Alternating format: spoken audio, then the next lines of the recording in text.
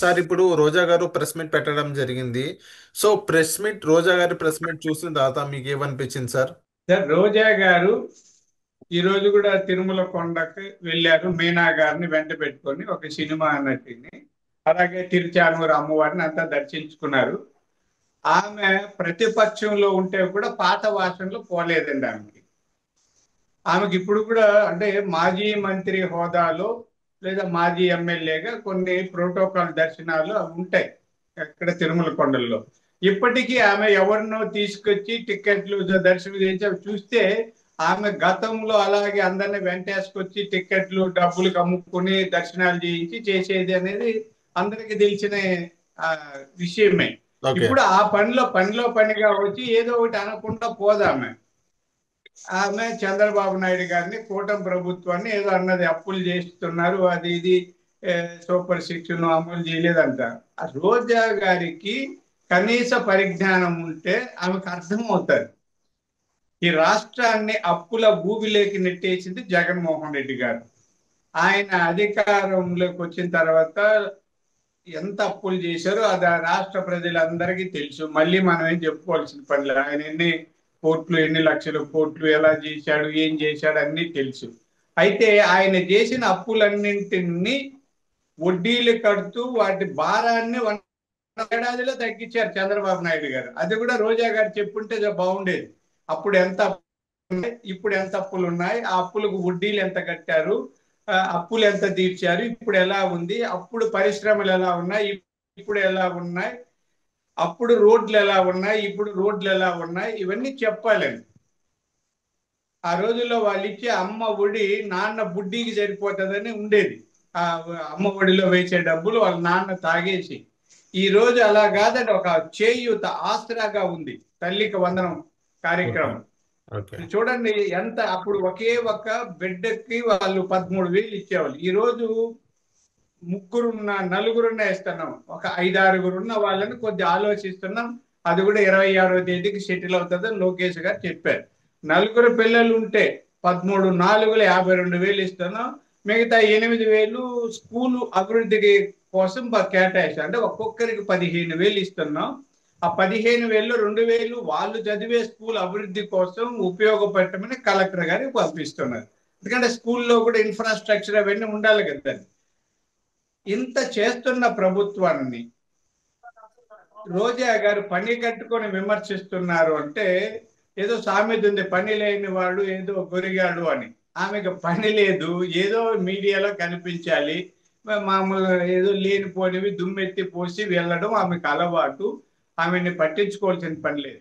సరే, ఈరోజు ఆంధ్రప్రదేశ్ ప్రజలు చాలా సంతోషంగా ఉన్నారు. ఏడాది పరిపాలన ముగించిన తర్వాత చాలా చోట్ల చంద్రబాబు నాయుడు గారు, లోకేష్ గారి కటౌట్లు లేదా ఫోటోలకి పాలాభిషేకం చేస్తున్నారు. చాలా మంది మహిళల ముఖాల్లో చిరునవ్వు కనిపిస్తోంది. కుటుంబాల్లో ఆనందం వెళ్లి విరుస్తోంది. సార్ కానీ రోజా గారి ఇవన్నీ పైన ఒకరి జరుగుతుంటే తర్వాత ఒకరి వరుసగా కేసులు అనేది ఫైల్ అవడం జరుగుతుంది రోజా గారి పైన. ఇది రెడ్ బుక్ లో వన్ ఆఫ్ ది పార్టే కదా సార్. రోజా గారిని ఇప్పుడు అరెస్ట్ చేస్తే ఒక మహిళని అరెస్ట్ చేశారనే గోల వాళ్ళతో వినిపించింది. మళ్ళీ ఇప్పుడు అరెస్ట్ చేసే యోచన లేకపోతే కేసులు ఎందుకు పెడుతున్నారు? కేసులు పెడితే మరి ఒక మహిళని అరెస్ట్ చేశారు అని మళ్ళీ ఒక మీ మీద ఒక ఉమెన్ కార్డ్ కూడా ఉపయోగిస్తారు. సో ఇలాంటి సిచ్యువేషన్ లో మీరు ఏం చేస్తారంటారు? మీ గవర్నమెంట్ ఏం చేసింది అంటారు? సరే, ఇప్పుడు నిహాల్ గారు, కేసులు, ఆరోపణలు, నేరాలు, వాటికి సాక్ష్యాధారాలు, అరెస్టులు, రిమాండ్లు, బెయిల్లు, ఇవి పెద్ద ప్రక్రియ అండి. అంటే ఒక ఆరోపణ వస్తానే వెంటనే ఎవరు అరెస్ట్ చేయలేము. లేదా ఒక కేసు పెట్టిన క్షణంలో పోయి పరిగెట్టి వెళ్ళి అరెస్ట్ చేసి తీసుకురాలేము. కేసు ఎవరైనా పెట్టచ్చండి.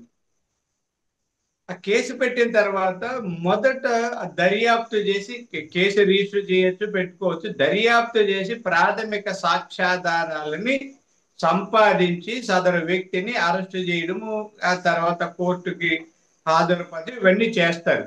రోజా గారి మీద కూడా చాలా ఆరోపణలు ఉన్నాయి.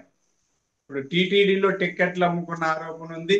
స్పోర్ట్స్ ఎక్విప్మెంట్స్ అమ్ముకున్న ఆరోపణలు ఉన్నాయి. అక్రమంగా భూములు కబ్జా చేసిన ఉన్నాయి, అక్రమంగా పట్టాలు చేసుకున్న ఇవన్నీ ఉన్నాయండి. ఇప్పుడు ఉదాహరణ చెప్తే, ఒక నేను ఒక వ్యక్తి ఎక్కడో అక్రమంగా సంపాదించేసి బినామీ పేరుతో పెట్టుంటారండి.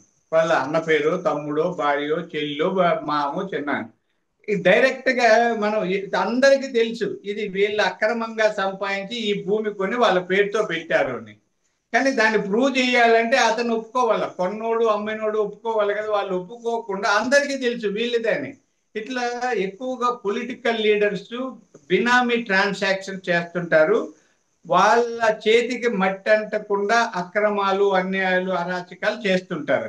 ఇప్పుడు ఒక లీడర్ ఉంటాడు, ఎవరినో తాపించి డబ్బులు ఇచ్చి పంపించి మర్డర్ చేస్తాడు. మర్డర్ వెనుకున్నది వీడే, కానీ మర్డర్ లో వీడు చేశాడు ఏముండదు, సాక్ష్యంలో ఉండడు, ఆధారం ఉండడు. ఇప్పుడు మీకు జగన్మోహన్ రెడ్డి గారి బాబాయ్ మర్డర్ కేసు ఎలాగనే ఉంది, ఎవరు మర్డర్ చేశారని పిల్లోని అడిగినా కూడా చెప్తారండి. మీరు పులివెందలకు పోయి ఈ మర్డర్ ఎలా జరిగిందంటే పిల్లోని అడిగినా చెప్తారు, కానీ ఆధారాలు చూపలేరు కదా.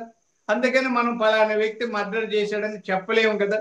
అలాగే రోజా గారి మీద కూడా సాక్ష్యాధారాలు సేకరించే స్థితిలో ఉన్నారు. ఆమె అన్ని కూడా దొరుకుతాయి. ఆమెకు కూడా జైలుకు పోక తప్పదండి. పెద్ద పెద్దోళ్ళు వెళ్ళొచ్చారు, ఒక రోజు 2 రోజులైనా ఉండి. మొన్న చాలా గొప్పగా మాట్లాడిన వాళ్ళు కూడా వెళ్ళొచ్చారు కదా. కొమ్మినేని శేషగిరి గారు వెళ్ళి ఏదో బెయిల్ మీద ఈ రోజు రిలీజ్ అయింటాడు అనుకుంటాను, నేను ఇంకా అవును. చూడలే.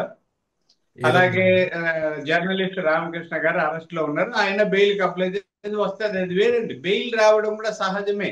ఇక్కడ ఒక్కటి గుర్తుపెట్టుకోవాలి అందరూ, కేసు పెట్టినంత మాత్రాన నేరస్తుడు కాదు, నిందితుడే. బెయిల్ వచ్చినంత మాత్రాన అతను పరిశుద్ధుడు కాదు, అప్పుడు నిందితుడే. బెయిల్ వచ్చినా కేసు పెట్టిన నిందితుడే. ఆ కేసు పూర్వాపరాలు విచారించి శిక్ష పడితే నేరస్తుడు అవుతాడు, శిక్ష పడకపోతే నిరపరాధి అవుతాడు.